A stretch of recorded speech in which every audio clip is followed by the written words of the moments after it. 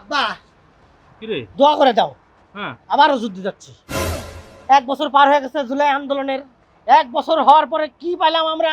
কি এত কষ্ট করে জীবন দিলাম, এই জন্যই কি জীবন দিয়েছিলাম? ঠিকই না, তুই দিস নাই, যারা জীবন দিছে ঠিকই আছে। আসলে এই চতুর্দিকে চাঁদাবাজি, এই যে বিভিন্ন ধরনের মানে অরাজকতা, তারপরে আইন শৃঙ্খলা পরিস্থিতির অবনতি, আসলে জুলাই আন্দোলন করার পরে আসলে ঠিক বলছে। যা বাবা, বিজয় হয়ে ফিরবি এবার, হ্যাঁ, যাতে দোয়া করে যাতে জিতে ফিরে আসছি, জিতেই কারণ ফিরবি। এই ফেলের জীবন আর নিতে পারতেছি না আব্বা। এই, দোয়া করে আমি গেলাম।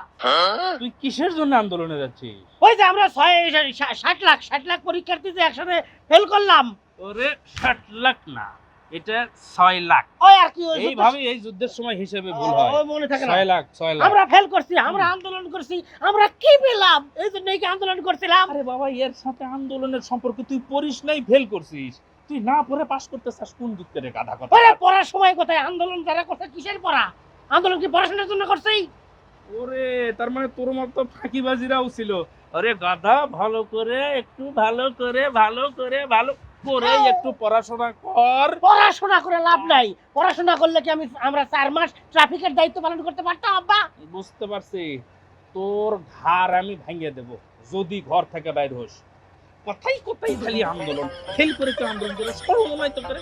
যা।